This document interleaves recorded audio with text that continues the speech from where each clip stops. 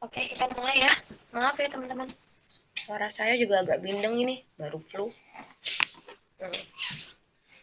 Oke, kita mulai. Assalamualaikum warahmatullahi wabarakatuh. Waalaikumsalam warahmatullahi wabarakatuh. Oke.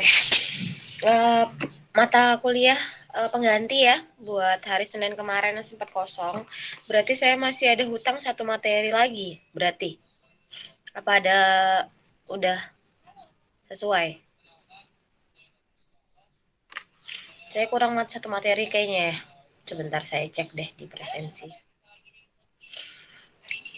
Bener, harusnya ini minggu ketiga kan ya? Harusnya ini pertemuan ketiga kan? Iya, Bu. Setelah UTS atau kedua? Gimana teman-teman? Nggak tahu?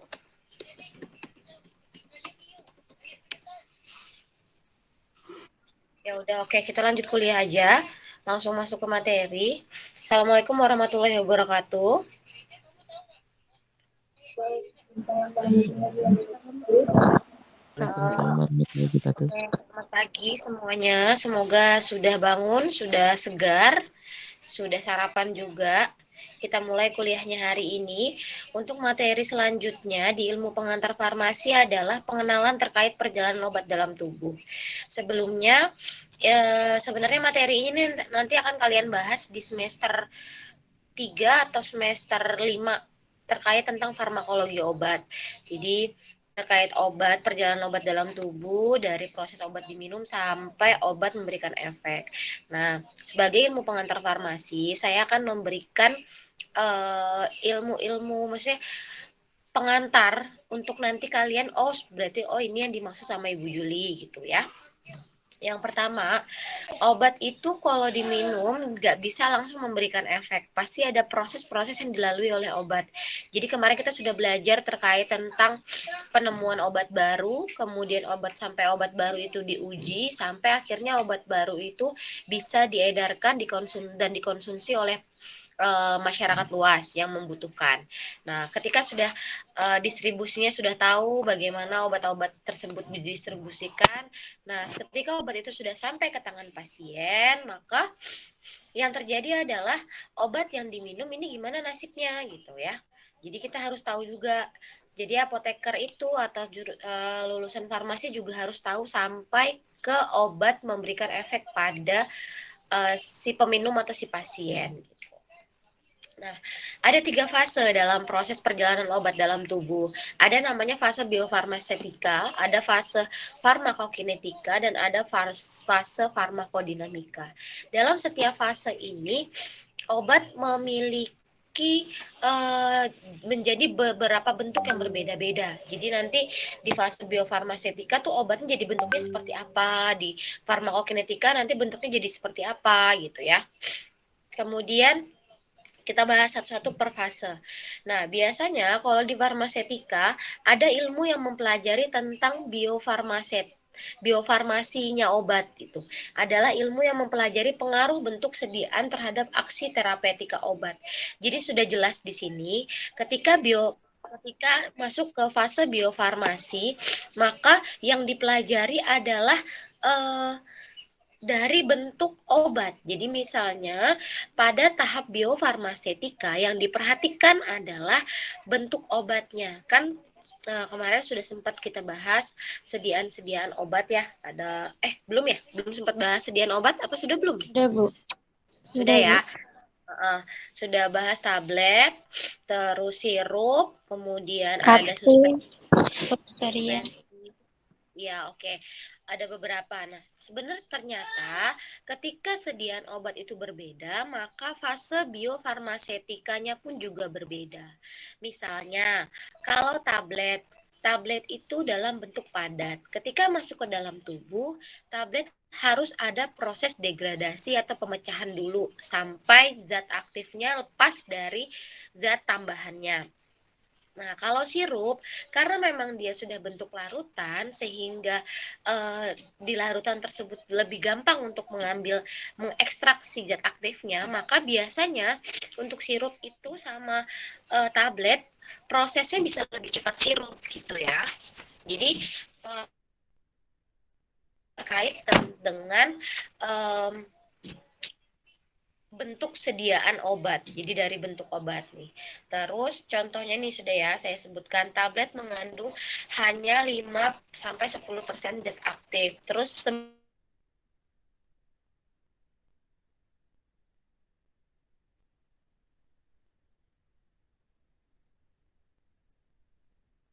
tetap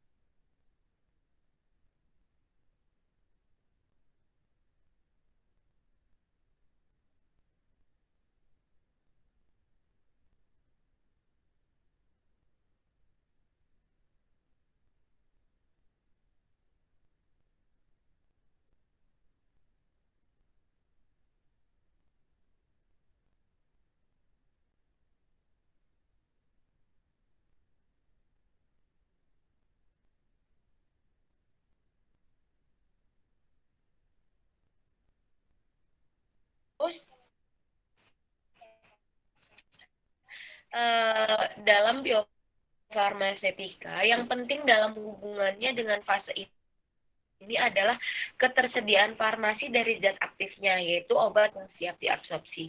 Nah, maksudnya obat 5-10% ini sudah diasumsikan bisa diserap oleh tubuh sehingga bisa memberikan efek. Jadi nggak perlu khawatir, oh ternyata obat tablet itu 5-10%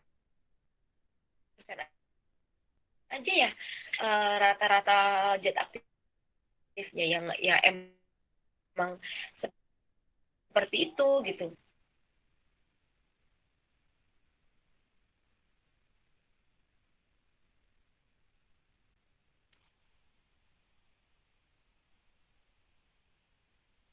Oke, bentar ya. Kok keluar sih?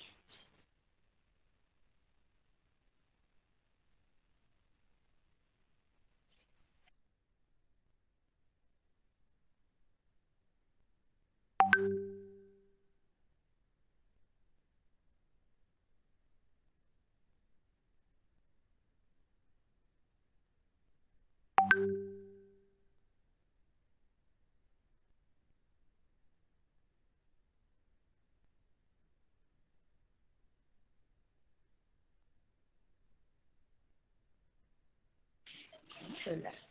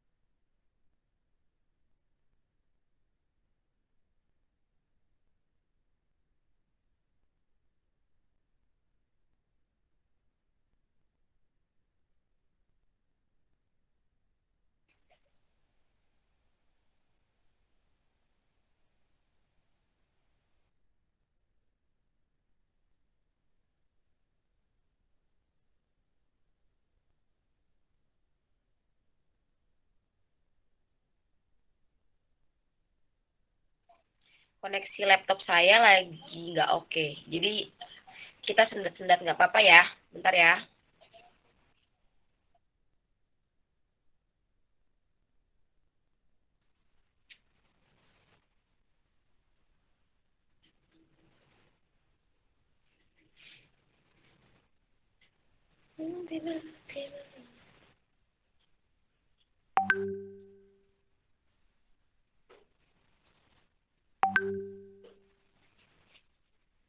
Saya nggak.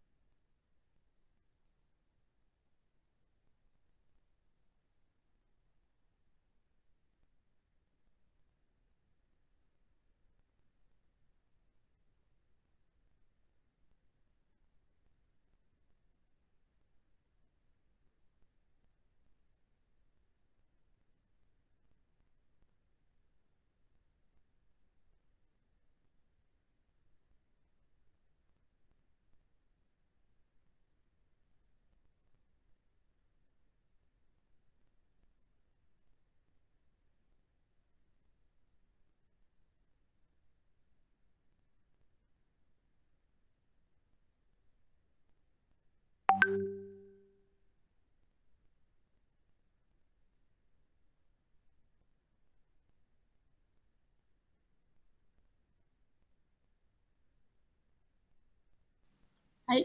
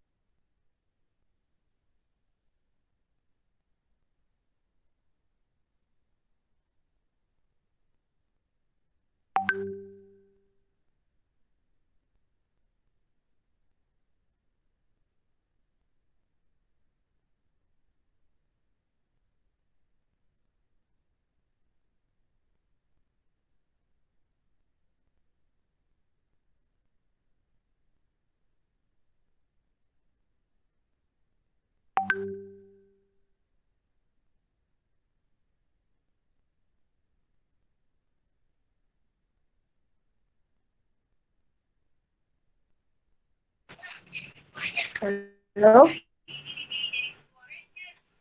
udah Ya, masuk Bu. belum ya?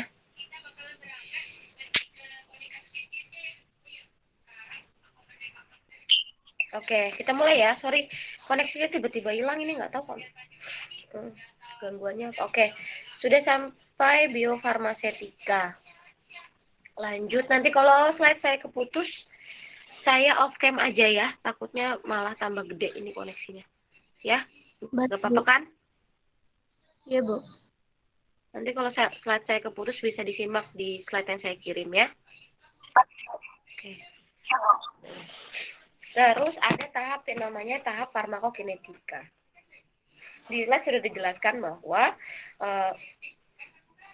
fase ini meliputi waktu selama obat diangkut ke organ yang ditentukan. Jadi masuk ke fase penyerapan obat penyerapan zat aktif dalam obat, yaitu mulai dibawa untuk diantarkan ke reseptornya gitu.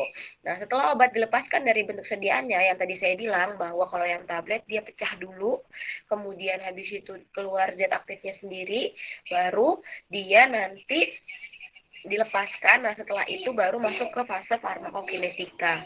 Setelah obat itu siap diabsorpsi, berarti dia sudah masuk fase farmakokinetika. Obat harus diabsorpsi ke dalam darah, yaitu diabsorpsi artinya diserap ke dalam darah. Nanti oleh darahlah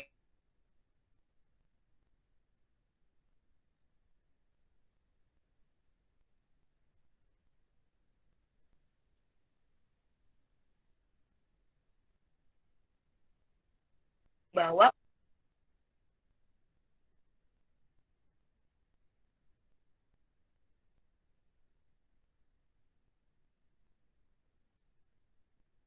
farmakokinetik ini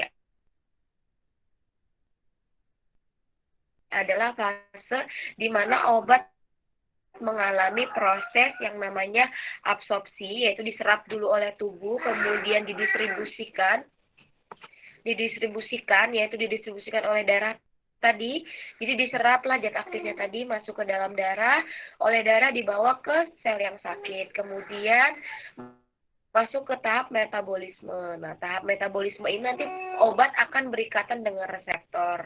Setelah itu, obat-obat yang tidak terpakai atau obat-obat yang sisa, misalnya konsentrasinya berlebihan, misalnya obatnya ternyata sudah bisa memberikan efek terapi, sisa dosis atau sisa obat bebas itu akan diekskresikan. Diekskresikan bisa melewatin keringat, bisa melewatin ginjal, air seni gitu.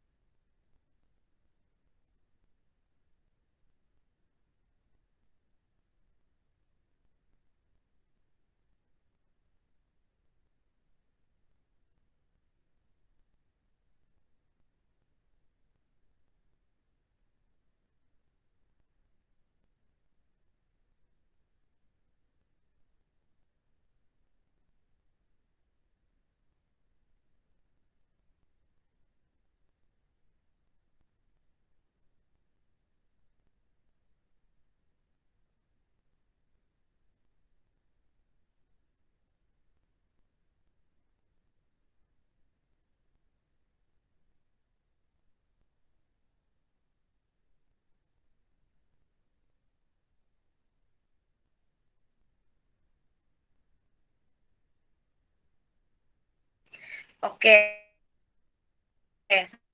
Sampai sini ada pertanyaan?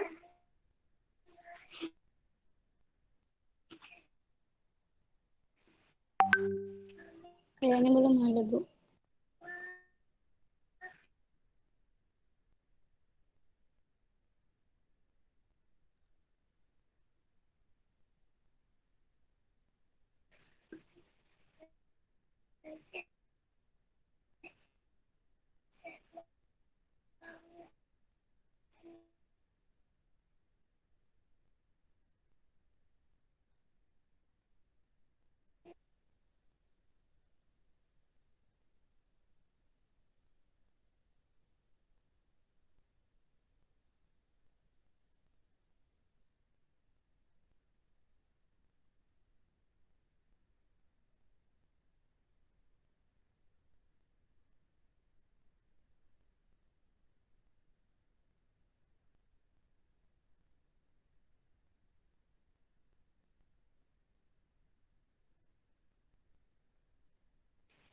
Oke, lanjut ya. Lanjut ke fase selanjutnya. Di fase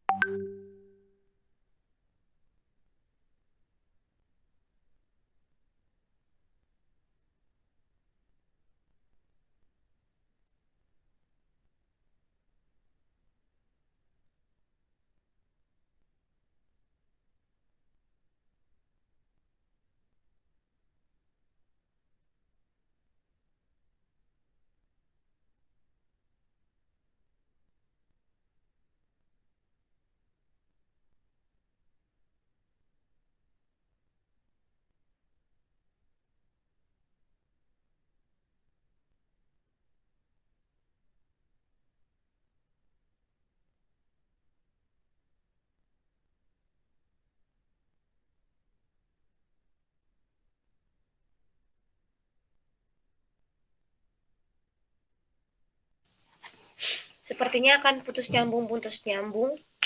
Jadi saya mohon pengertiannya ya teman-teman. Iya, Bu. Iya, Bu.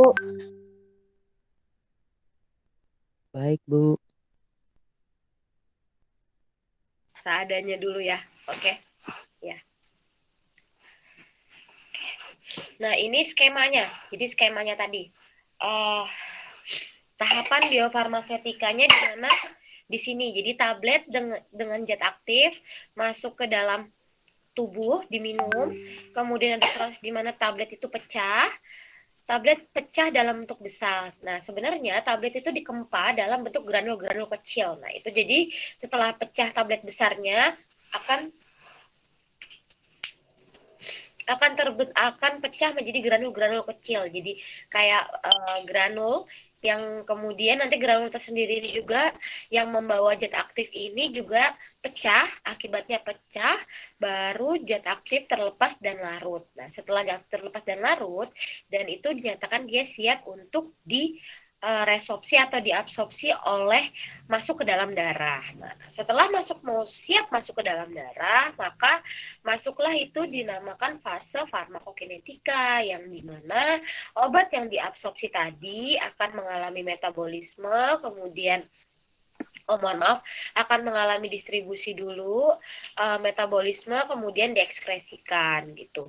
Diekskresikan untuk obat yang tidak digunakan, obat sisa atau obat yang tidak dipakai misalnya, maka kalau obat yang dipakai dilanjutkan fasenya menjadi obat itu obat tersedia untuk bekerja di tempat sakitnya. Nah, setelah sampai tempat sakit, obat akan berikatan dengan reseptor, maka akan terjadi interaksi dengan reseptor di tempat kerja. Nah, keluarlah efek. Di farmakodinamika inilah timbulnya yang namanya timbul efek dari obat. Efek dari obat itu banyak, ada efek terapi, ada efek toksiknya, ada efek sampingnya.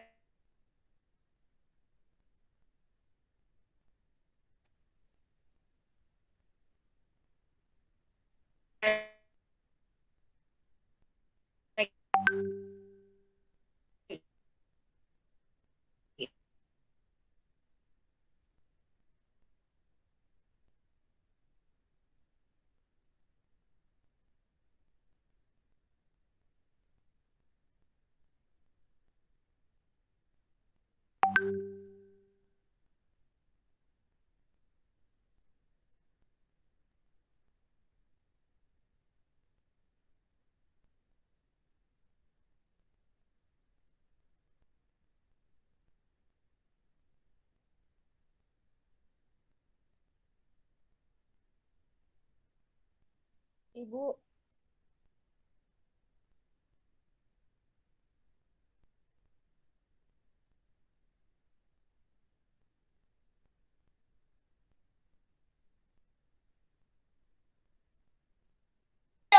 Sorry. Itu. Kemut. Oke. Jadi ada hal-hal yang perlu diperhatikan. Jadi setiap fase itu ada hal-hal yang perlu diperhatikan. Seperti kalau di biofarmasetika ada lima yang mempengaruhi. Jadi karena biofarmasetika ini kaitannya dengan formulasi, maka ada beberapa hal yang perlu diperhatikan dalam formulasi. Ya, yang pertama adalah pharmaceutical availability, yaitu yang biasa kita kenal dengan ketersediaan farmasi. Maksudnya apa? Maksudnya adalah bagian ini tuh merupakan ukuran untuk bagian obat secara in vitro dibebaskan dari bentuk pemberian dan tersedia untuk proses absorpsi. Jadi konsentrasi. Jadi kayak misalnya ukuran atau bagian obat mana nih yang mau dipilih sesuai dengan kelarutannya. Jadi pemilihan formulasi kaitannya tentang bentuk sediaannya. Bentuk sediaannya misalnya kalau larutan ketersediaan farmasinya mau berapa persen supaya dia bisa diabsorpsi. Kalau suspensi mau berapa persen kayak gitu. Nah, ini biasanya diukur di laboratorium. Jadi pengukuran ketersediaan farmasi ini sudah harus disiapkan sebelum kita melakukan formulasi terkait obat gitu ya. Paham nggak? Paham nggak? Jadi kaitannya tentang kecepatan melarutnya obat yang berkaitan dengan bentuk sediaan. Jadi kalau misalnya larutan, kecepatannya seperti apa? Kalau saya nggak boleh kayak gitu. Kakaknya lagi belajar. Terus kalau suspensi lebih cepat mana daripada larutan, emulsi lebih cepat mana daripada suspensi gitu. Jadi menentukan bentuk sediaan itu penting gitu karena terkait tentang kecepatan kelarutannya dalam tubuh ketika dikonsumsi. Nah, itu kaitannya dengan ketersediaan farmasi. Paham ya? Jadi ketersediaan farmasi singkatnya dia ada kaitan dengan bentuk sediaan. Terus bentuk sediaan kemudian kaitannya lagi tentang kecepatan melarutnya obat. Gitu. Paham? Paham, Bu. Oke. Jadi kalau ketersediaan farmasi ini biasanya memang dia diuji dulu sebelum obat itu diformulasikan. Jadi menentukan dulu bioavailabilitas pharmaceutical availability-nya sebelum obat itu diformulasikan gitu. Kemudian yang kedua, biological availability atau biasa teman-teman bahasa yang biasa bisa menjadi bahasa yang gampang didengar, yaitu ketersediaan hayati. Nah, kalau ketersediaan hayati ini terkait tadi persentase obat yang diabsorpsi tubuh. Nah, tadi kan kalau tablet itu 5-10%. Nah, kalau larutan misalnya mau berapa? 10% kah atau 12% kah gitu. Itu yang menentukan nanti ketersediaan hayatinya dari setiap formulasi gitu. Jangan kotor nanti.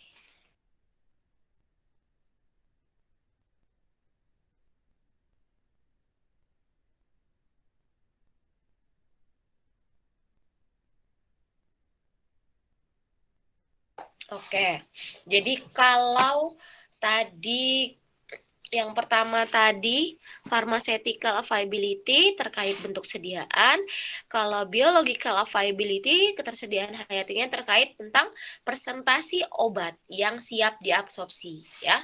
Jadi bedanya itu jelas ya, saya katakan ya. Nah, untuk biological availability ini dapat diukur pada keadaan sebenarnya yang dialami oleh pasien secara in vivo. Nah, kalau tadi pharmaceutical availability tadi pakai in vitro, kalau si bioavailability-nya harus pakai in vivo dengan mengetahui kadar plasma. Jadi dari dalam. Kalau in vitro itu bisa dari luar, jadi sifat fisik obatnya. Kita bisa lihat, kita nilai dari meneliti si fisik obatnya dari luar. Tapi kalau biological availability ini, kita harus ngambilnya, ujinya itu ngelihatnya bioavailability-nya ini berapa, itu dari penelitian melalui in vivo. Jadi pakai pengambilan darah kayak gitu. Paham ya? Paham nggak? Paham ya? Oke, terus masuk ke apa tuh? Therapeutical equivalent atau kesetaraan terapeutika. Nah, kalau yang ini biasanya syarat yang harus dipenuhi oleh suatu obat paten. Jadi ada yang namanya syarat yang harus dipenuhi dari obat paten. Tapi obat paten yang diciptakan, kan kemarin sudah kita bahas ya, jenis obat paten bermerek, obat generik bermerek, berlogo kayak gitu-gitu. Nah, biasanya kalau misalnya obat paten ini kan baru ditemukan. Biasanya setiap obat yang ditemukan, obat paten yang ditemukan itu mempunyai syarat masing-masing. Nah, biasanya kalau untuk therapeutical equivalent ini kaitannya tentang syarat yang meliputi kecepatan melarutnya obat. Jadi syarat kecepatan melarutnya obat, jumlah kadar obat yang berkhasiat di dalam darah kayak gitu. Jadi kalau terapeutika ekuivalen ini kaitannya dengan syarat kecepatan melarut sama jumlah obat yang terlarut di dalam darah itu ya. Kalau tadi ya, yang pertama pharmaceutical care terkait bentuk sediaannya yang dikaitkan dengan kecepatan melarut dalam tubuh, kemudian kemudahan untuk diabsorpsi. Kalau biological availability tadi terkait tentang presentasi obat yang bisa diserap atau yang siap diabsorpsi oleh tubuh. Kalau terapeutika obat ini kaitannya dengan syarat obat tersebut, syarat kecepatan melarut obat dan syarat kadar obat dalam darah. Nah, itu syarat ini dimiliki oleh masing-masing perusahaan atau masing-masing tablet atau obat paten yang ditemukan. Jadi beda-beda. Jadi kalau misalnya obat paten parastamol sama obat paten amlodipin ya, mereka kan punya syarat kelarutan masing-masing, syarat kadar obat masing-masing di dalam tubuh gitu ya. Paham? Paham, Bu. Nah, terus kadang syarat-syarat ini juga terapeutika ekuivalen ini juga penting untuk obat-obat yang memiliki indeks terapi sempit. Indeks terapi sempit itu sudah tahu nggak? Ada yang tahu nggak indeks terapi sempit itu apa? Nggak tahu ya. Oh, jadi indeks terapi sempit itu adalah obat-obat yang dimana dosis terapinya dengan dosis toksiknya itu dia punya range yang dekat. Jadi nggak boleh nggak boleh tiba-tiba langsung nambah dosis sedikit bisa dia menyebabkan toksik, kurang dosis sedikit dia bisa nggak nyebabin toksik, terapinya nggak tercapai gitu. Jadi harus obat ini harus hati-hati gitu. Nah biasanya obat ini juga punya syarat terapeutik ekuivalen sendiri gitu. Jadi dia punya syarat sendiri untuk kelarutannya gimana, terus untuk dia terlarut dalam darah itu dosisnya harus berapa, jangan sampai dia mencapai dosis toksik kayak gitu. Paham ya? Paham? Nah, terus kalau di formulasi juga ada namanya bioassay. Nah, bioassay ini biasanya adalah cara menentukan aktivitas obat dengan menggunakan organisme hidup gitu. Sama, ini sebenarnya kayak misalnya kayak kemarin ketemu obat baru, formulasi obat baru, untuk mengetahui efek obatnya kita harus pakai organisme hidup, maaf, organisme hidup ya misalnya kayak kalau misalnya antibiotik kita pakai kuman, terus kalau misalnya uh, uji-uji anti nyeri atau apa antipiretik atau anti nyeri misalnya, terus anti hipertensi atau dia obat anti diare, nah itu biasanya pakai hewan uji. Nah biasanya tapi uh, untuk bioesai ini untuk pada proses formulasi itu sekarang bioesai ini jarang dipakai karena memang sekarang udah banyak alat-alat yang lebih canggih yang ternyata nggak perlu pakai hewan uji atau kuman kayak gitu, bisa juga langsung pakai alat yang canggih untuk menentukan kadar obat atau aktivitas obat.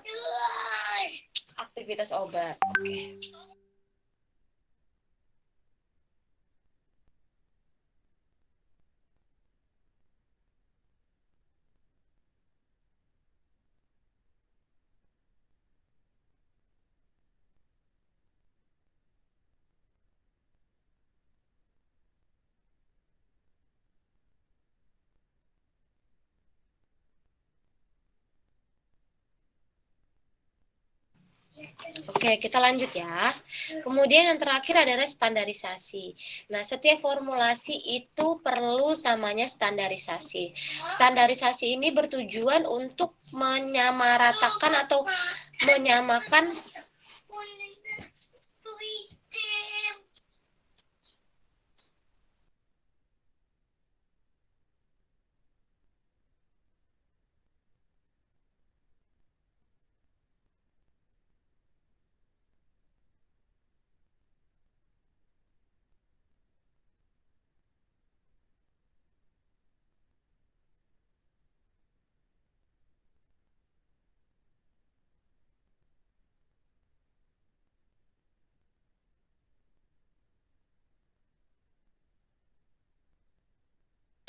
Oke, kita lanjut.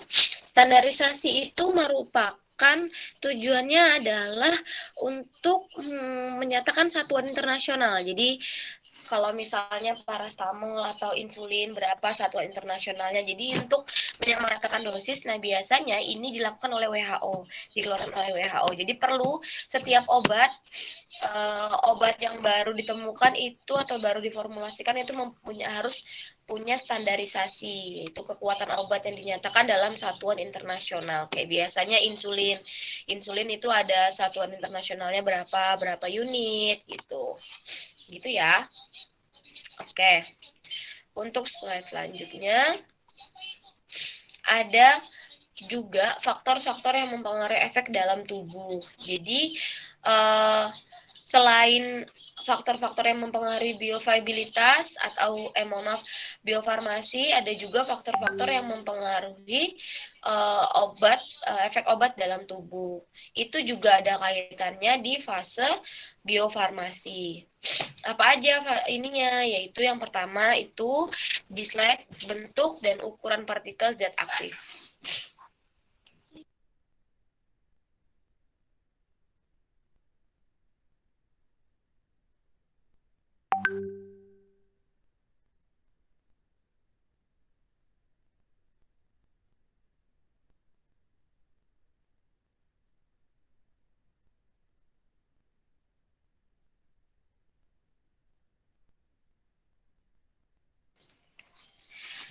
Untuk bentuk dan ukuran partikel zat aktif, biasanya itu amorf atau kristal, terus derajat kehalusan.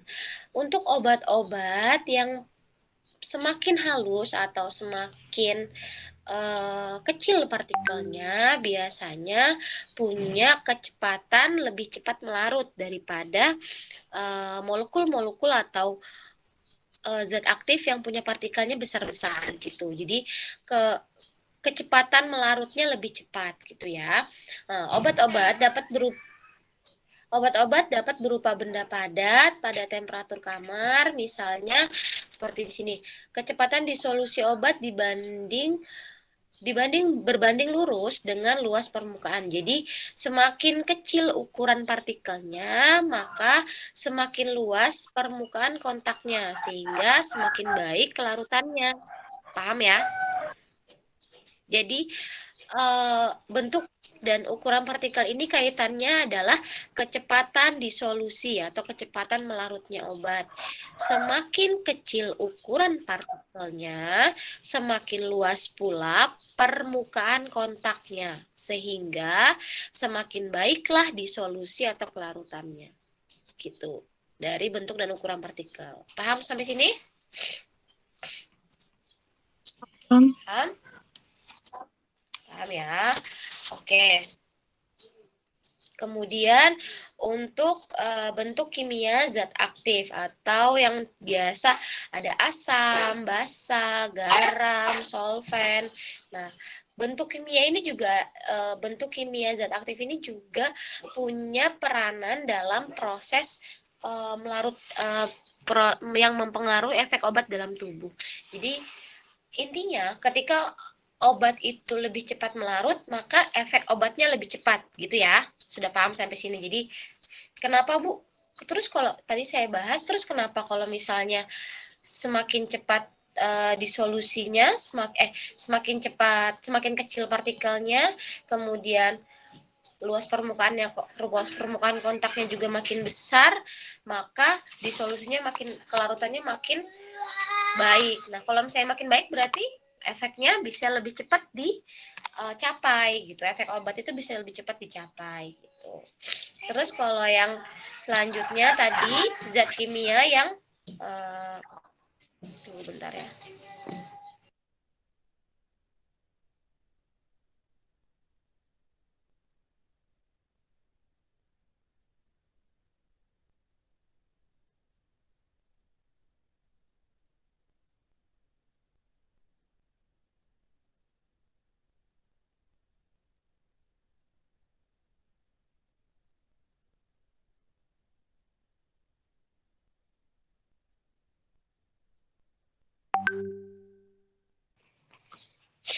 Oke, bentuk kimia zat aktif. Bentuk kimia zat aktif ada yang asam, basa, kemudian ester, garam, sama sulfat.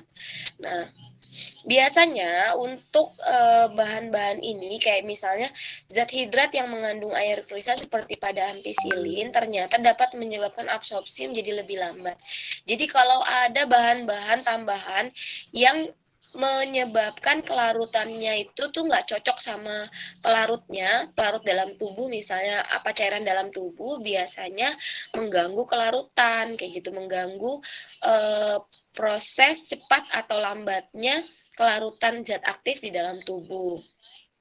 Nah, misal ya, kasusnya hormon kelamin yang diuraikan oleh getah lambung dapat diberikan per oral sebagai esternya yang stabil. Jadi kalau misalnya ada obat yang ternyata dia masuk ke dalam tubuh, tapi dia stabilnya dalam bentuk ester, ya berarti harus esternya supaya kelarutannya lebih maksimal atau lebih cepat gitu. Nggak bisa dalam bentuk kayak misalnya ada beberapa hormon yang memang dia tidak gampang larut di dalam tubuh atau tidak gampang larut pada cairan tubuh. Jadi hormon itu harus dibuat dulu esternya atau dalam bentuk turunannya dulu sehingga dia baru bisa melarut sempurna di dalam tubuh. Jadi harus dibuat dalam bentuk yang sesuai atau dalam bentuk sifat sifat kimianya itu harus sesuai dengan cairan tubuh supaya dia bisa memberikan efek yang maksimal gitu. Oke. Kemudian bahan tambahannya seperti pengisi, pelekat, pelicin ya, pelicin, pelindung dan sebagainya itu juga mempengaruhi efek obat dalam tubuh. Penggunaan laktosa misalnya sebagai bahan pengisi pada tablet, misalnya phenytoin, dapat meningkatkan bioavailabilitas dari phenytoin sehingga absorpsinya ditingkatkan dan mencapai kadar toksik. Kasusnya sebagai contoh, laktosa ditambahkan pada phenytoin. Tadi bioavailabilitas apa? Bioavailabilitas itu tadi persentase obat yang terlarut. Jadi kalau ternyata ada interaksi antara penambahan laktosa kan zat tambahan, zat manis supaya obat tabletnya nggak pahit. Nah, penambahan laktosa pada tablet phenytoin itu bisa menyebabkan peningkatan absorpsi. Jadi absorpsinya bisa jadi lebih cepat. Nah, gitu. Jadi ketika absorpsi lebih cepat, efeknya juga bisa lebih cepat. Jadi pengaruhnya di sana, pengaruh zat tambahan. Kayak misal kasusnya laktosa yang ditambahkan pada phenytoin, tablet phenytoin. Nah, itu bisa meningkatkan kadar phenytoinnya. Tapi karena phenytoin ini adalah obat dengan indeks terapi sempit, ya, sehingga harus hati-hati penggunaannya. Yang saya bilang tadi, ketika dia absorpsinya naik, otomatis efeknya bisa lebih cepat. Kalau efeknya lebih cepat, dosisnya ternyata lebih banyak yang larut dalam tubuh, artinya efek toksiknya juga banyak. Makanya harus hati-hati penggunaan laktosa pada si phenytoin gitu. Kadarnya harus diperhatikan gitu. Ibu Itu boleh ya. nanya kah? Terus apa? Silakan. Mau nanya, misalnya obat terlarang tuh, yang contohnya tuh sabu tuh, itu tuh saya pernah melihat orang nih, dia pakai itu baik semua, habis itu minggu ke depannya kayak sakit, itu pengaruh obatnya kah? Maksudnya dia minum obat, misalnya menyalahgunakan narkoba ya, misalnya gitu. Iya Terus seperti itu, nyalakan. Nah, dia memakai minggu ke depannya tuh kelihatan sakit dia. ya bisa Itu jadi tuh pengaruh obatnya. itu karena kan kalau penggunaan penyalahgunaan narkoba itu kasusnya adalah ketergantungan. Jadi kalau obatnya narkoba itu dikonsumsi misalnya tidak dengan resep dokter atau dosisnya tidak sesuai, cenderung penyalahgunaan obat narkoba itu cenderung menggunakan dosis yang di atas normal, lebih dari dosis maksimal, lebih dari dosis terapi. Nah, itulah yang menyebabkan mereka ketika mereka misalnya sakau ya, biasanya kan karena ketergantungan.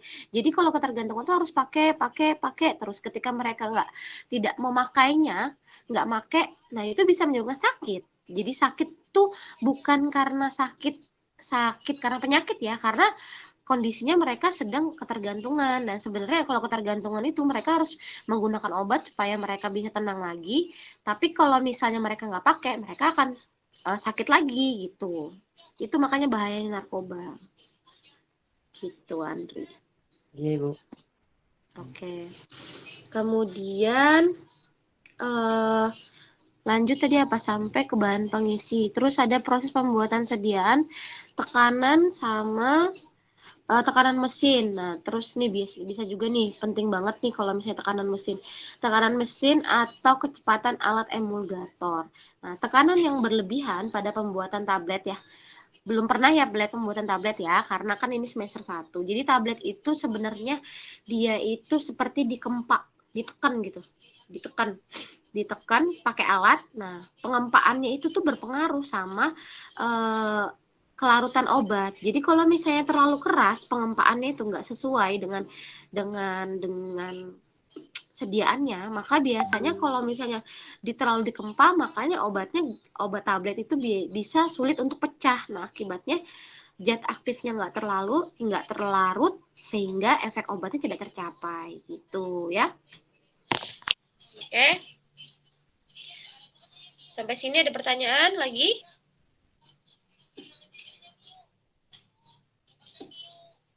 Oke, lanjut.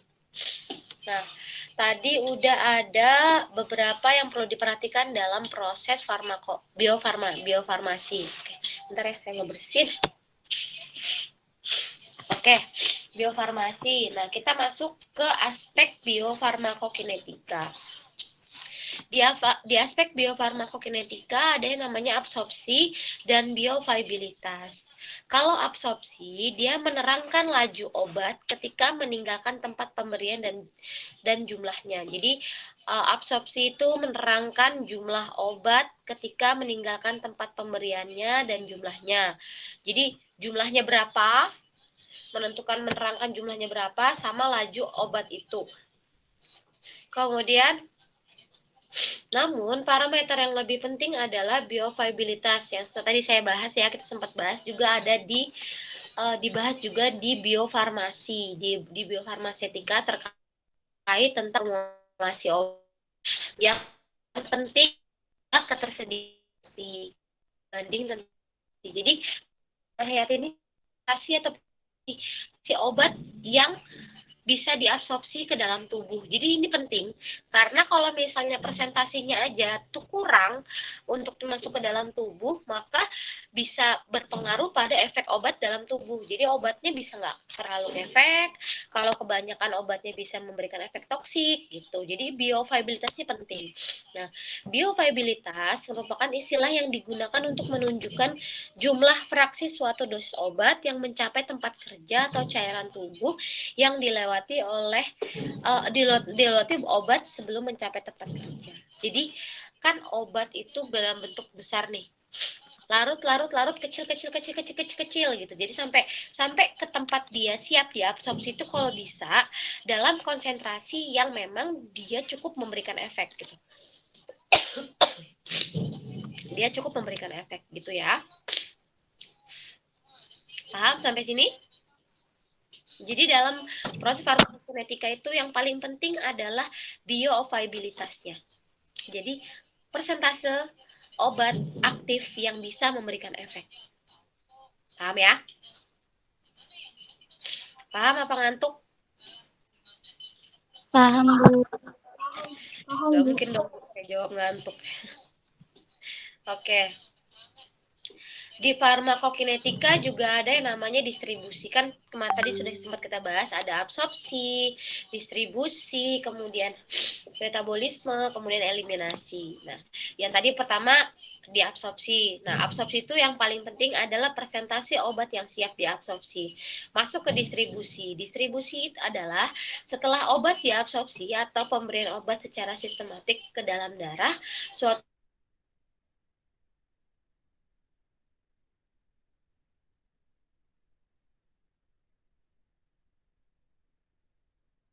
akan membawa si obat dengan zat aktif tadi ke sel-sel sakit ya, ke sel-sel nyeri atau sel-sel yang berpengaruh dengan penyakitnya gitu.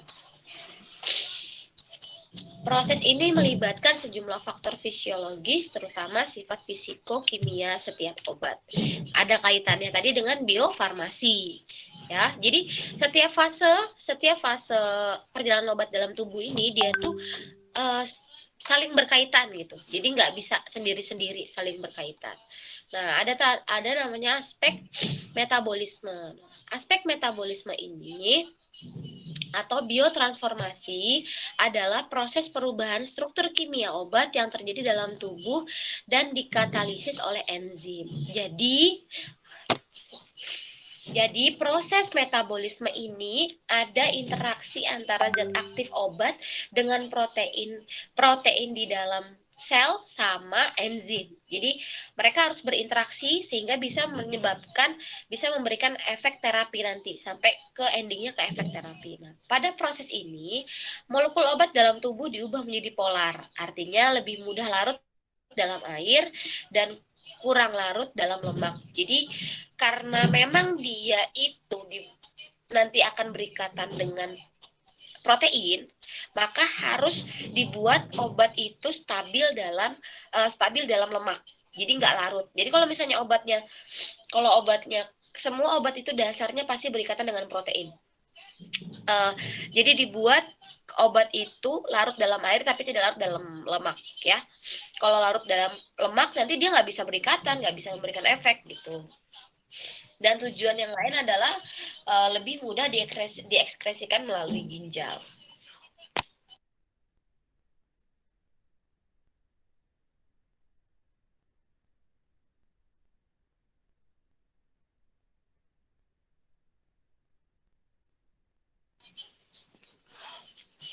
Lanjut. Obat-obat tadi kan nggak semuanya di metabolisme, nggak semuanya langsung memberikan efek. Ada obat-obat sisa atau sisa-sisa metabolisme yang harus dikeluarkan oleh tubuh. Nah, itu masuk ke fase ekskresi. Siapa yang bertugas untuk proses pengeluaran sisa-sisa zat-zat nyawa tadi? Yaitu ginjal. Ginjal itu berperan penting. Makanya biasanya pasien-pasien ginjal itu kadang keparahan sakit ginjal itu tuh biasanya karena memang pasien itu punya komplikasi penggunaan obat yang tidak tepat kayak gitu. Karena memang kebanyakan obat itu diekspresikannya di ginjal. Kalau misalnya ginjal sudah rusak dengan obat-obat yang digunakan secara tidak tepat, maka itu akan mengganggu proses ekskresi gitu ya. Obat dieliminasi dari tubuh dalam bentuk molekul utuh atau dalam bentuk metabolitnya melalui proses ekskresi. Organ ekskresi utama adalah ginjal. Yang paling utama adalah ginjal. Baru kemudian bisa lewat keringat, kemudian bisa lewat keringat biasanya lewat pori-pori kulit ya. Tapi yang paling utama adalah ginjal. Ekskresi ginjal. Nah, ginjal adalah organ yang paling penting untuk ekskresi obat dan metabolitnya. Senyawa yang diekskresikan melalui feses terutama adalah senyawa yang tidak diabsorpsi dalam bentuk oral atau metabolit yang diekskresi melalui empedu atau diekskresi langsung ke dalam usus dan tidak direabsorpsi. Jadi status semua obat atau semua senyawa itu ketika diekskresikan berarti dia sudah tidak digunakan lagi di dalam tubuh. Jadi nggak dipakai lagi gitu. Ya. Oke. Selesai farmakokinetika. Tadi biofarmasi sudah ada beberapa terkait dengan bioavailabilitas, terapeutika ekuivalen, terus farmakokinetika availabilitas dan yang lain bioesai, terus ada juga yang di farmakokinetika ada proses absorpsi, metabolisme, kemudian distribusi, kemudian ada ekskresi. Nah, masuk ke fase farmakodinamika. Farmakodinamika. Di farmakodinamika ini yang tadi kita bilang bahwa akan ada ending dari perjalanan obat dalam tubuh, yaitu outcome-nya adalah efek obat setelah dikonsumsi.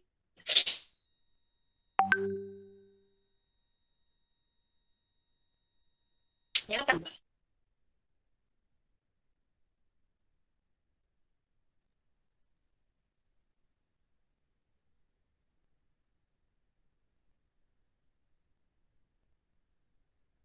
farmakodinamika ada satu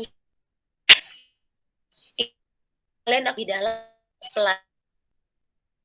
di farmakologi ini hanya jadi nanti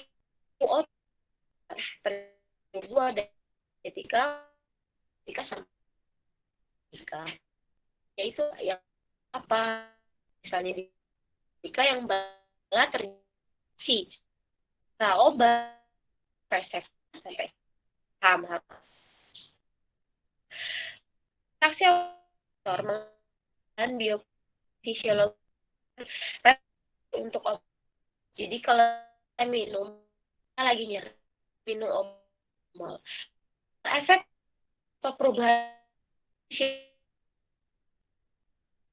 terus kita kembali, nah itu namanya perubahan atau perubahan lagi sudah memiliki. Nah, reseptor merupakan molekul fungsi yang mencapai penting. Yang pertama, bahwa mengubah kerja soal tubuh, kemudian bahwa kedua tidak menjadi suatu tapi hasil yang sudah. Jadi interaksi kedua yang pertama kerja bisa hanya dengan air batu supaya lebih cepat air sendiri itu tujuh. Terus bisa tidak menimbulkan baru modul fungsi yang bisa juga terapi kayak gitu. Bukan pertama yang itu hanya di tadi kan ketika obat karena interaksi dengan reseptor. Nah, reseptor apa gitu? Kan ya selain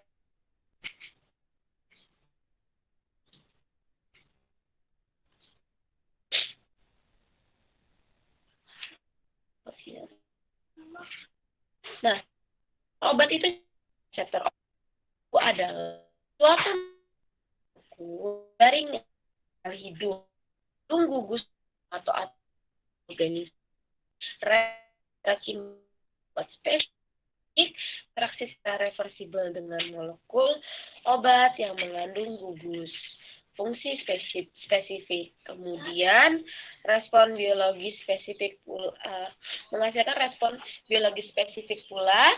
Kemudian respon obat reseptor obat banyak terdapat pada membran sel. Jadi reseptor inilah nanti yang nanti akan mengikat si zat aktif obat untuk kemudian menjadi satu kesatuan yang nanti akan memberikan efek perbaikan pada tubuh. Gitu. Jadi dia nanti ini reseptor, ini obat. Mereka akan berikatan dulu, nanti baru sampai pergi. Baru mereka bersama-sama jadi satu kesatuan untuk ke sel sakitnya. Untuk mengobati sakitnya. Nah, biasanya baru akan timbul efek. Gitu. Nggak bisa ini obat zat aktif, misalnya obat kita yang mengandung zat aktif gitu granulnya jalan sendiri ke sel sakit, nggak bisa. Harus ada alat atau misalnya transportasinya, yaitu si reseptor ini. Jadi diberi ikatan dulu, baru mereka diantarkan ke sel sakitnya gitu. Nah, tadi di farmakodinamika kita akan adanya adalah endingnya adalah efek penggunaan obat. Jadi efek penggunaan obat. Jadi bisa aja karena kan efek general ya. Efek itu nggak cuma efek terapi, ada efek toksik, efek samping gitu. Nah, efek sendiri dibagi menjadi dua. Jadi ada namanya efek sistematik, ada efek lokal. Ada yang tahu nggak efek sistematik, efek lokal ini apa bedanya?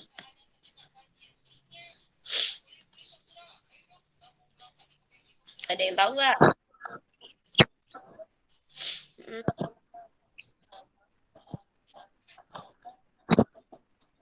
Ya, benar. Ya, kurang lebih seperti itu, benar. Dina ya jawab ya. Oke, benar Dina, kurang lebih seperti itu. Jadi, efek obat itu ada sistematik, ada yang lokal. Sistematik itu dia biasanya mempengaruhi seluruh tubuh. Jadi, ketika obat itu diminum, dia mempengaruhi seluruh tubuh. Misalnya nih ya, kalian misalnya pegel badannya pegel-pegel. Jadi minumlah obat, misalnya pegel sakit kepala, badannya sakit-sakit gitu misalnya. Minum obat yang namanya obat parasamol gitu misalnya. Minum akibatnya kan badan kita jadi nyaman, mulai bisa beraktivitas lagi gitu. Tapi kalau yang lokal itu biasanya untuk mengobati obat-obat yang misalnya dia itu lokal itu nyerinya di satu tempat. Jadi kalau misalnya luka gitu, misalnya luka nyeri ya, untuk ngobatin lukanya itu supaya lukanya sembuh itu apa ya, pakai obat yang sifatnya lokal ya, hanya mengobati si lukanya itu saja, nggak ngobatin yang lain-lain gitu ya.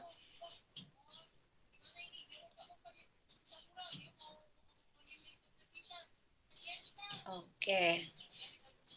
Nah, obat yang sistematik ini apa ya biasanya? Contohnya sediaannya.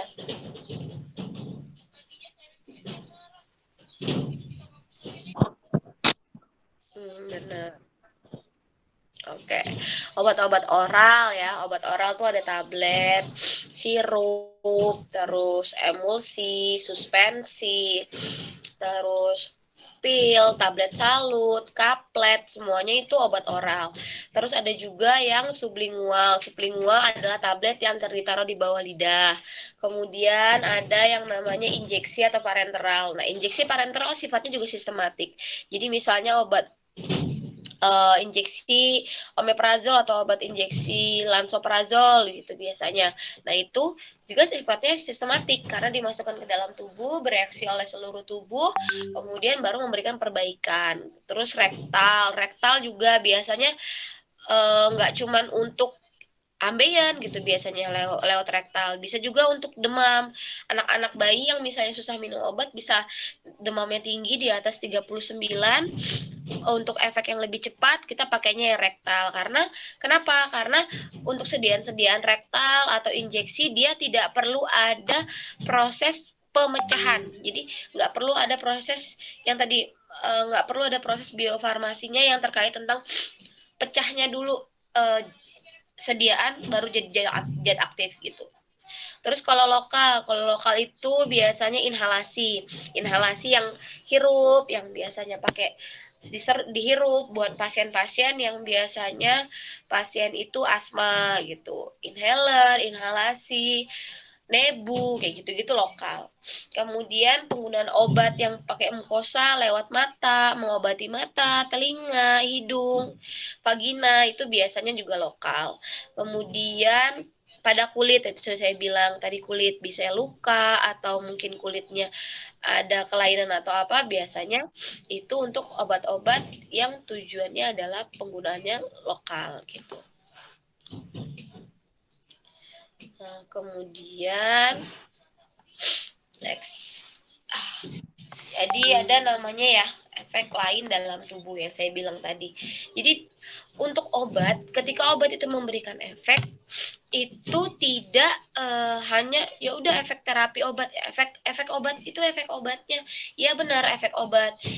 Yang tadi yang Andrea Nur bilang obat, kenapa Bu kok dia habis minum obat, menggunakan obat itu malah sakit, bilang gitu.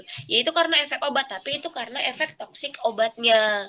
Terus kalau misalnya pasien kalau minum obat terus ternyata obatnya bisa menyembuhkan, berarti itu namanya keluarnya efeknya efek terapi gitu. Jadi ada banyak nih, ada efek terapi, ada efek toksik, ada efek efek samping, ada efek teratogenik, ada efek idiosinkrasi sama intoleransi. Apa aja itu? Misalnya kalau efek terapi itu biasanya efek utama. Jadi tujuan utama obat dibuat itu adalah efek terapi.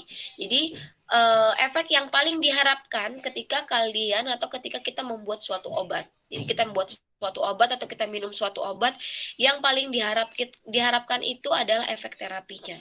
Jadi efek penyembuhan ya. Efek yang paling penting dalam proses pembuatan obat. Kemudian kayak tadi yang misalnya parastamol. Parastamol itu dia punya efek untuk mengurangi nyeri atau menurunkan demam, yaitu efek penurunan demamnya yang diharapkan ketika kita minum obat parastamol. Kemudian ada namanya efek samping. Nah, efek samping ini adalah efek yang tidak diharapkan atau efek yang terjadi bukan termasuk efek terapi, yang dia itu merupakan efek bawaan tapi tidak bisa dihindari ketika kita membuat suatu obat gitu. Paham nggak? Jadi efek samping ini pasti akan beriringan dengan efek terapi. Bedanya, terus kenapa obat itu tetap dibuat, Bu? Ya, karena efek terapinya lebih besar daripada sampingnya. Setiap obat efek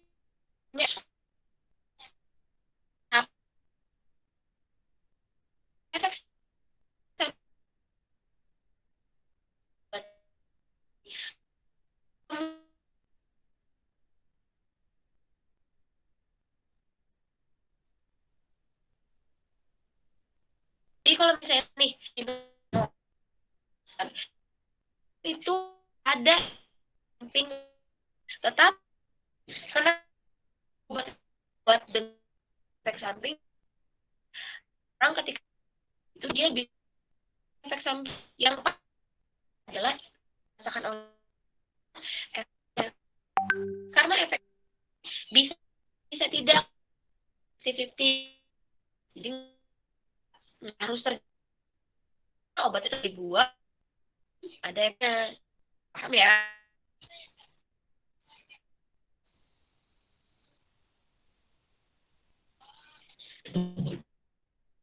Dan beda efek dengan efek toksik samping memang selalu kita gitu ada obat itu, tapi toksik itu hanya jika dosis yang itu sudah dosis toksik ini saya bukan samping itu masih bisa bisa jadi masih obat paling terjadi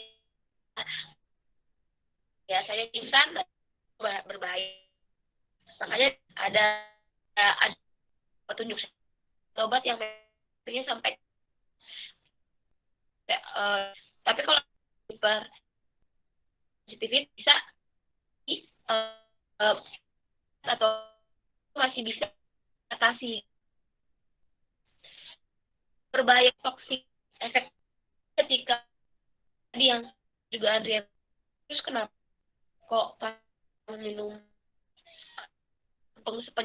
kotika terus capek gitu, penggunaan yang tidak pengguna berdasar dan pencapaiannya gitu penyebab itu ya kan dari gitu ya. Kemudian hanya era organik, benar nggak ya? Apa? Tahu?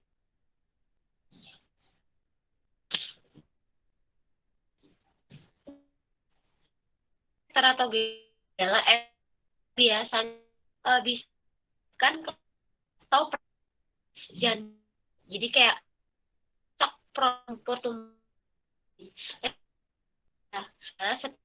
obat itu nanti tentang obat kategori mungkin bisa bahas penggolongan lain kategori karena golongan ya kita bahas berdasar ini dasar Kementerian Kesehatan bebas kayak gitu. Nanti saya beberapa bahkan sampai ke kategori gitu. Jadi obat dikonsumsi ada obat tidak boleh dikonsumsi menyusui itu karena pengaruh kejadian lah yang ketika suatu formulasi bukan obat, jadi obat nggak kejadian berbahaya hamil gitu ya. Terus bentar lagi terus efek ide ini yang tidak hubung sama kalau itu obat ya hubungannya farmak obat, tapi porsi berpopulasi yang tidak jadi itu jadi ada efek yang tidak ada hubungan obat biasanya kan identifikasi ini itu sudah ditekan oleh masyarakat. Nah biasa penelitian untuk menentukan sebenarnya saya atau pun dia tidak obat yang konsumsi obat inti toleransi kalau intoleransi ini adalah terhadap sifat variannya karena tiba-tiba reaksi obat.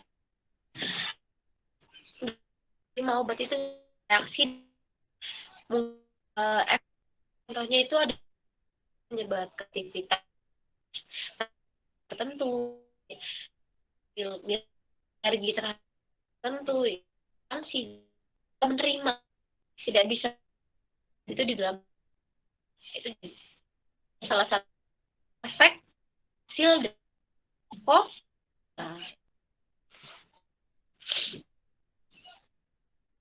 ya.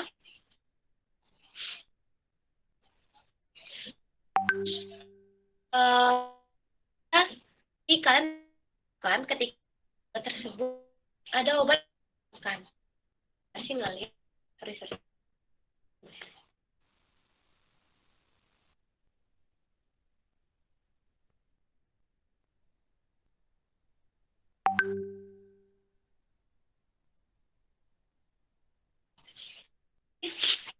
Dibuat tunggal untuk kombinasi.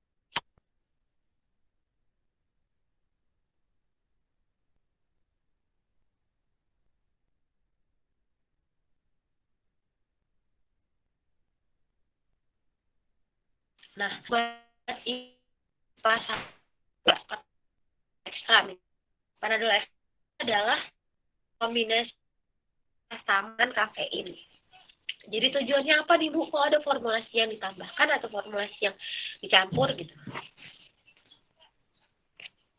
Gitu. Terus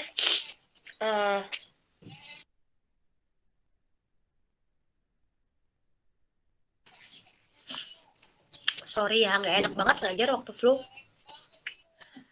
Jadi ada efek penggunaan obat campuran. Jadi ada obat yang digabung.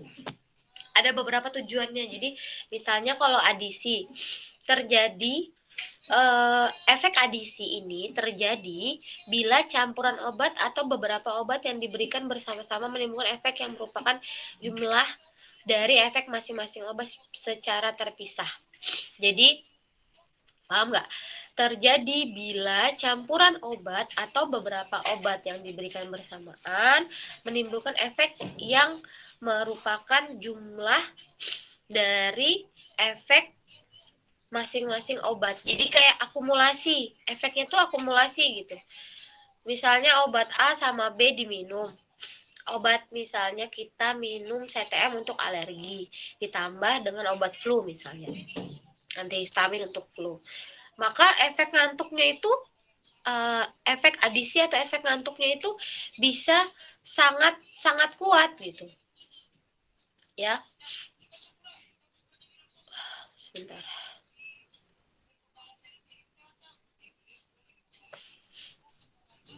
Jadi efeknya itu sangat kuat.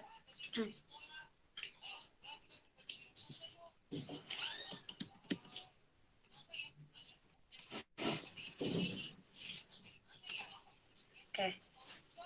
Jadi efeknya itu gabungan dari keduanya gitu misalnya.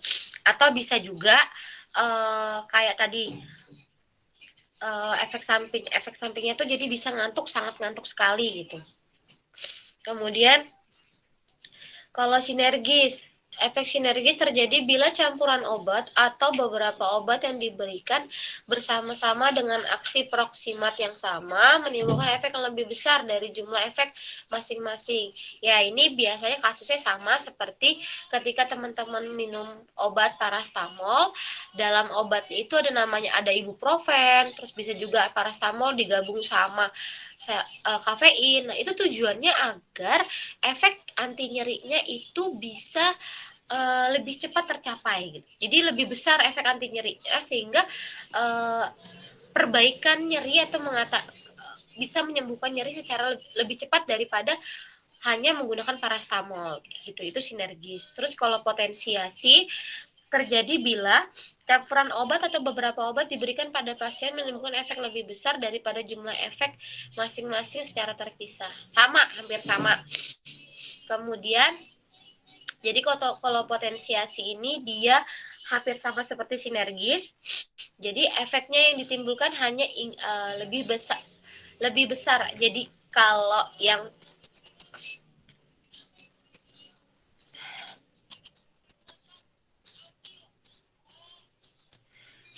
potensiasi sama adisi itu hampir sama.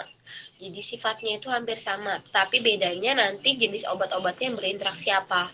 Nah, kemudian kalau untuk antagonis, terjadi bila campuran obat atau beberapa obat diberikan bersamaan pada pasien menimbulkan efek yang berlawanan, aksinya dari salah satu obat mengurangi efek dari obat yang lain. Ini mirip ketika ada penggunaan obat golongan statin atau kayak simvastatin digunakan bersamaan dengan diabetes. Nanti teman-teman akan mempelajari ini di interaksi obat ya. Ada nanti interaksi obat. Ada materi interaksi obat. Nanti misalnya phenytoin sama obat simvastatin dengan obat anti diabetes. Nah, biasanya obat statin itu akan menurunkan efek si anti diabetesnya ini. Nah, itu berbahaya. Makanya kalau efek antagonis obat ini nih harus diperhatikan. Jadi interaksi-interaksi obat itu penting gitu loh, untuk menjaga agar efek terapi obat tetap tercapai.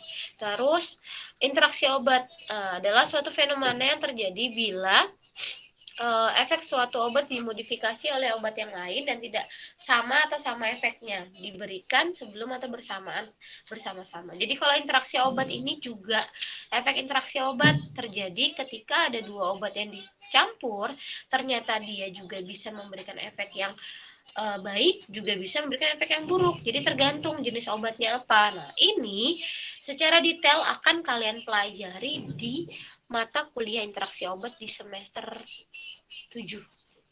Gitu ya. Oke. Nah, oke, alhamdulillah kelasnya selesai. Berapa menit nih? Kurang nih 14 menit. Oke. Ada yang mau ditanyakan nggak terkait perjalanan obat dalam tubuh? Jadi sampai ke obatnya. Ada yang mau nanya? Saya, Bu. Ya boleh, Filda, silakan.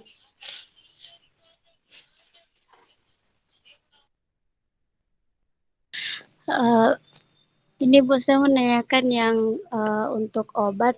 Kan obat itu ada yang dimakan itu dengan cara itu dihancurkan, Bu. Ada juga obat yang tidak dihancurkan. Bagaimana kalau misalnya obat yang sebenarnya tidak dihancurkan, tetapi dihancurkan sebelum dimakan, Bu? Apakah pengaruh lain di dalam tubuh atau kurang atau mengurangi efeknya, Bu? Efek seperti itu kalau masuk dalam tubuh. Kasusnya untuk obat apa nih? Obat serbuk bagi kah atau memang pasien yang misalnya tidak bisa menelan tablet terus dihancurkan gitu? Apa gimana? Gimana, Filda? Kayak kalau misalnya kan ada obat, Bu, yang bisa dihancurkan sama tidak, Bu? Nah, ini orang, Bu, kayak oh ya, Bu, kayak tadi, Bu, yang tidak bisa menelan obat tablet jadi dihancurkan. Oke. Ya. Sebenarnya tidak dihancurkan. Iya, oke. Bu. Bisa. Jadi gini, ketika tablet itu dibuat masuk ke dalam tubuh, dia harus melalui proses pemecahan terlebih dahulu. Kalau misalnya dia dihancurkan, tidak ada pengaruh sebenarnya. Sebenarnya memang sebaiknya tidak boleh. Tetapi tujuan menghancurkan obat ini adalah misalnya pasien tidak bisa minum tablet. Kita berikan sirup tapi sediaan sirupnya tidak ada yang sesuai dengan dosis dewasa. Terus akhirnya kita memberikan obat dengan dalam bentuk puyer, dihaluskan gitu. Karena pasiennya yang pertama adalah pasien lansia, tidak bisa minum obat. Nggak apa-apa, selama konsentrasi atau obatnya itu yang dihancurkan seluruhnya itu masih sesuai dengan dosis terbagi, misalnya setengah tablet gitu, ya udah dihancurkan terus dibagi dua, ya nggak apa-apa. Itu masih bisa mencakup bioavailabilitas, yang penting masih bisa mencakup bioavailabilitas dari si obat gitu. Konsentrasi atau bioavailabilitas dari obatnya. Jadi nggak bermasalah. Terus kalau misalnya anak-anak anak-anak jadi dipuyarkan jadi lebih sedikit ya, karena memang sudah dihitung dosisnya. Kembali lagi perhitungan dosis, ada perhitungan dosisnya dan itu sesuai dengan memang dosis yang sesuai pada anak-anak tersebut gitu. Jadi nggak masalah, kecuali sediaan yang dihancurkan atau tablet yang dihancurkan itu adalah tablet-tablet yang tidak boleh dihancurkan ya. Misalnya kayak tablet salut selaput ya. Tujuannya jenis tablet salut selaput. Tujuannya apa? Tablet salut selaput itu supaya untuk menghindari rasa pahit dari obat yang dibuat gitu. Bisa juga untuk atau tablet lepas lambat. Tablet lepas lambat itu nggak boleh dihancurkan karena tablet lepas lambat itu tujuan pecahnya itu bukan di lambung tetapi di usus gitu misalnya. Karena memang dia mengiritasi lambung, jadi bisa pecahnya obat itu bukan di lambung tapi di usus gitu. Baru lewat usus lah mungkin nanti diabsorpsi, diserap ke dalam pembuluh darah gitu. Jadi boleh kita ketika tidak ada syarat tertentu pada si sediaannya si tabletnya. Tapi kalau misalnya tadi kayak tablet salut selaput, tablet lepas lambat ya sebaiknya jangan dihancurkan gitu karena itu bisa merusak atau merusak atau menghancurkan tujuan utama dibuatnya tablet tersebut. Gitu. Ada lagi Kak? Terima kasih Bu. Wah, sama-sama. Ada lagi kalau nggak ada kita presensi. Presensi ya. Masih ada yang tanyain nggak teman-teman?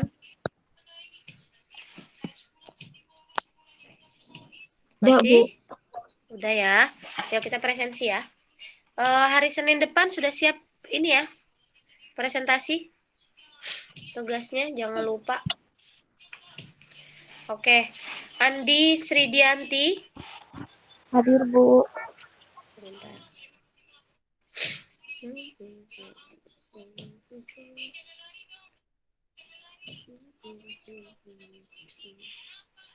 Andi Sridianti, terus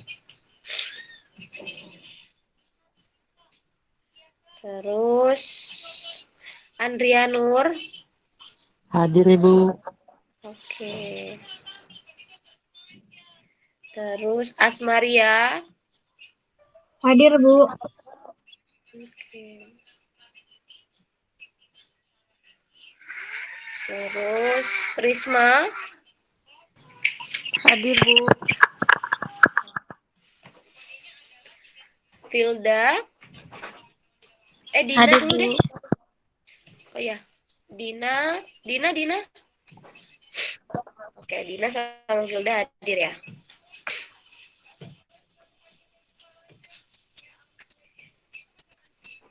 Terus Filda hadir. Ike. Hadir Bu.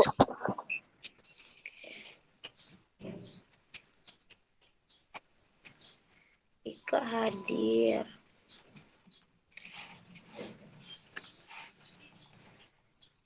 Nadia Eka. Hadir Bu. Nurindi. Nurindi. Nurindi nggak hadir. Oh ada. Nyala.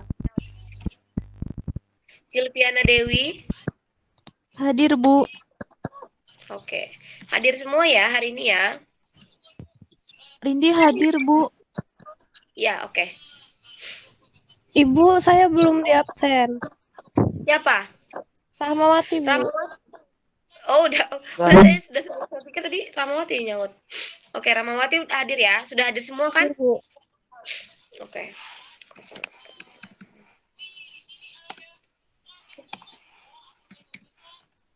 Bentar ya.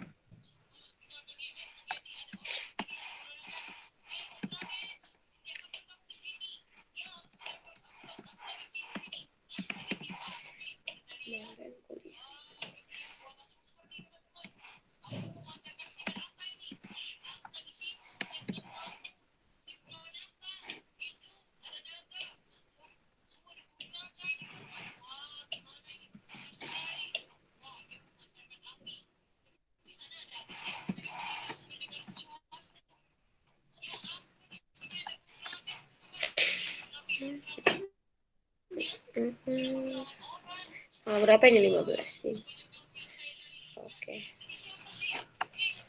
Berarti saya masih kurang 1 pertemuan, ya? Iya, Bu. UTS kapan ya? UTS-nya kapan sih? Saya lupa.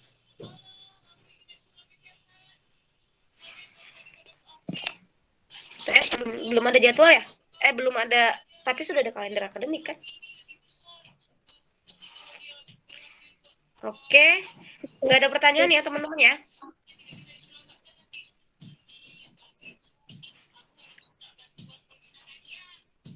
Kalau nggak Tidak ada ada, Bu. pertanyaan,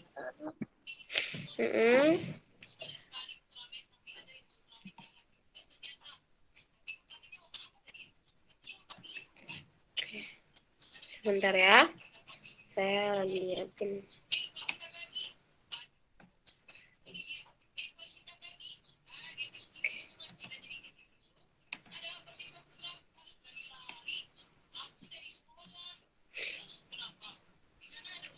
Berarti minggu depan kita presentasi tugas kelompok.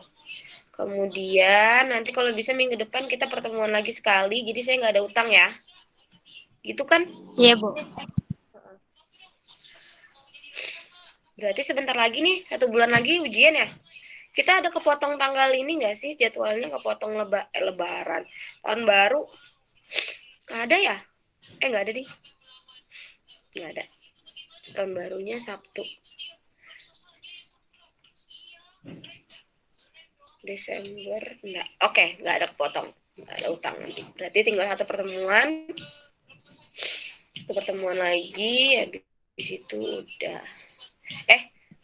Minggu depan 1 pertemuan. 1 pertemuan lagi. Berarti minggu depan double ya. Nanti ada pertemuan lagi sekali gitu. Jadi nggak presensi 2 kali, tapi ada pertemuan kayak gini Senin atau Rabu lagi gitu.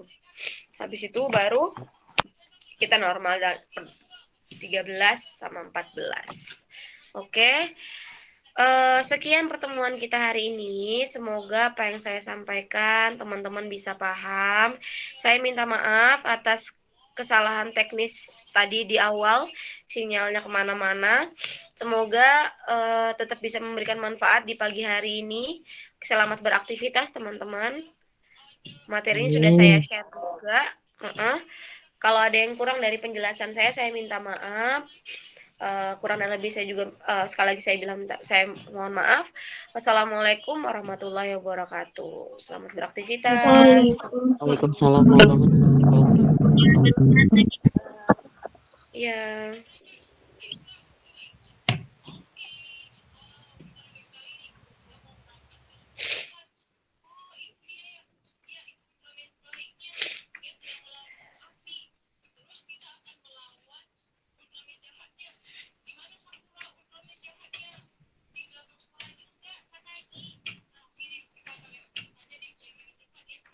Apa sih anak-anak ini?